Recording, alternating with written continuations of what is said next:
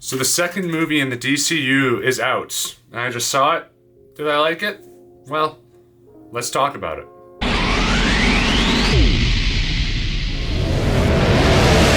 Hey guys, how's it going? I just got done watching Supergirl about an hour ago, and this was a movie I was looking forward to. I'm someone who's a pretty big fan of the Superman movie that came out, directed by James Gunn. I also do like the Man of Steel stuff and Zack Snyder, but this is more geared toward what I think of and see of Superman. And I was excited to see Supergirl because everyone was telling me that this is based off the Woman of Tomorrow comic, which is apparently really great. I've never read it personally, so I went into this movie pretty much completely blind. And before I went in, I did see some discourse online saying that this movie wasn't great.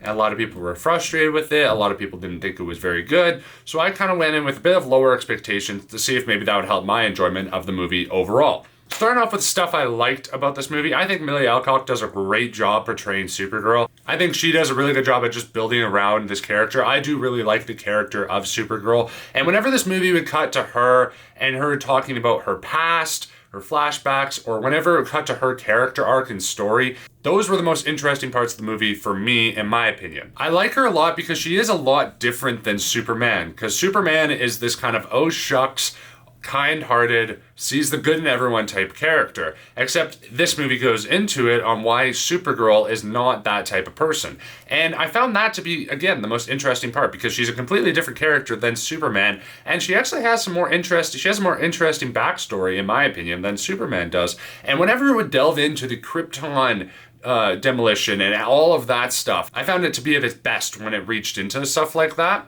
And her just carrying throughout the movie. I thought she did a great job, and I was invested in her story, and I'm excited to see her come into Man of Tomorrow and all the future DCU stuff. So Millie Alcock does a great job. I also think that Jason Momoa is really fun in here as Lobo. He isn't in it too much, but the scenes that he's in, I think he does a fun job. He was a fun character to be around. And there's also this little alien voiced by Seth Rogen that I didn't know was in this movie, but he was the funniest character in the movie. Again, he's not in it really that much at all, but there was a few scenes that got a good chuckle out of me for him. And it was always great to see David Cornsweet back as Superman. I really love this guy's take as Superman. I think he does a great job at portraying the warmness and the kindness of this character. And he's actually in this movie more than I thought there would be. There's little flashes of him here and there. And whenever he popped up on screen, it was really cool to see him. And overall, I did have a fun time at the theaters. I was never really bored during this movie. The movie has pretty fast pacing. It doesn't slow down too much. It's a quick, 2 hours, just under 2 hours to movie. And yeah, I was entertained throughout the whole film, and it was fun to go see another comic book movie on the big screen like always. Moving on to stuff that I'm mixed on about this movie, I think there's probably just one thing, and that's the action sequences in here. They're not the worst I've seen, but they're just certainly not the best. The editing, which I will get into, is not great in this movie, and the action sequences doesn't really help them at all either. I was entertained by the third action sequence. I thought that one was pretty fun and probably the best action sequence in the movie, but overall the action, while it wasn't bad, it wasn't great by any means. Now moving on to the stuff I didn't like so much about this movie, just the kind of story that we're going along here. It doesn't really feel like a Supergirl-centric story, because the central story here is this girl, parents and brother are killed by the villain of the movie, and she asked for help, and Supergirl goes along to help her because the person that killed her parents has got the antidote for a poisonous dart that he hit Krypto with. And that's pretty much it. And I gotta say, it wasn't the most compelling start, and as I kept on going, it wasn't the most compelling stuff. The most compelling stuff was easily the backstory and the history of Krypton, and that wasn't the main story, and I was confused by that, because it honestly, while she was in the whole film, it doesn't really feel like a Supergirl-centric story when I'm watching it. And that was frustrating, because I really like the way that Millie Alcock portrays this character, and I like the character overall, but I wasn't really compelled with this girl and getting revenge on her family and the whole theme about revenge and everything like that. It just wasn't pulling me in that much. And that was kind of the emotional stake in the story. And again, it just didn't fully work for me. The villain in here is pretty boring. He's really over the top, which I think does not work for him at all. I think if they pulled him back a bit and tried to make him more of a quiet villain and still have him do all the same stuff, he would be a bit more intimidating. But there's nothing they give him that's compelling. Like, there's no backstory, there's no motivation really. He's just kind of evil. He's just boring. That's kind of it. And that was also disappointing because it's like, I thought with maybe James Gunn's DCU that we would have some strong, compelling villains, because that was a problem with the start of the MCU. So hopefully that doesn't stay for too long. But yeah, the villain was not great. And again, this little girl, like, the girl does a good job acting. She was fine with the performance, but I just didn't find her character super compelling, and I didn't find her full story and arc very compelling either. And it kind of took time away from the Supergirl, and it's honestly more of her journey that we're on than Supergirl, while she's having her character arc in the background. And it feels a bit messy, and it's a bit scattershot as well.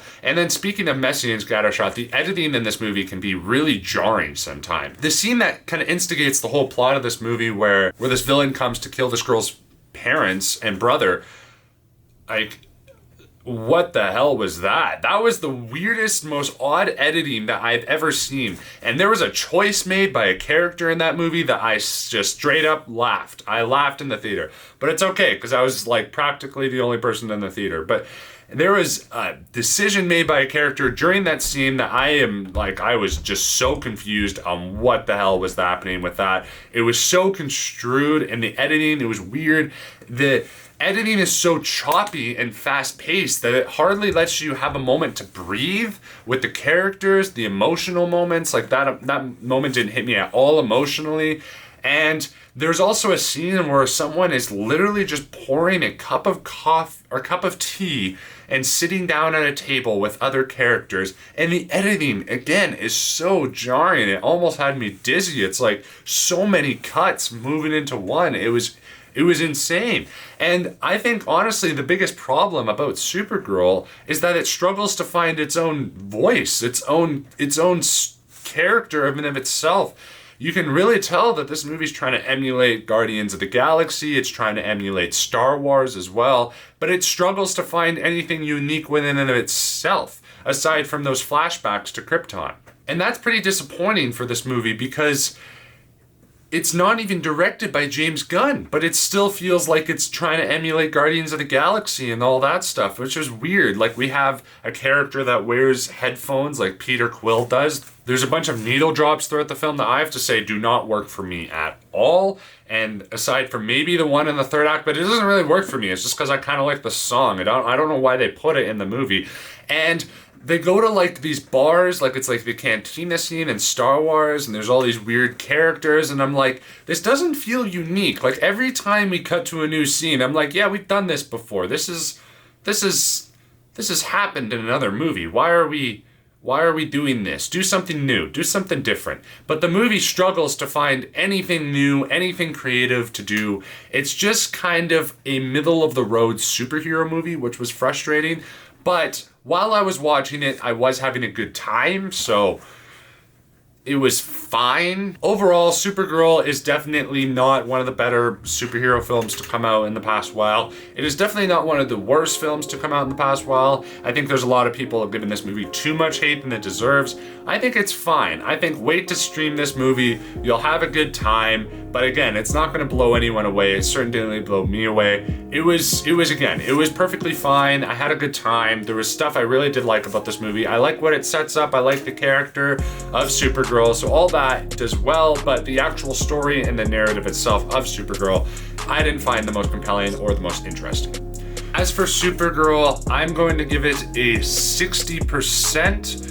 And on the rewatchability scale, I'm going to say that this is fine background noise. Like, stream it if you're gonna make dinner, or if you're doing something else, but it's not something you really have to rush out to go see one time, or something you have to watch like immediately. Thank you guys so much for watching this review. Stay tuned for more reviews coming very soon. Let me know what you guys thought of Supergirl down below in the comment section down below. Hit that like and subscribe button, and stay tuned for more.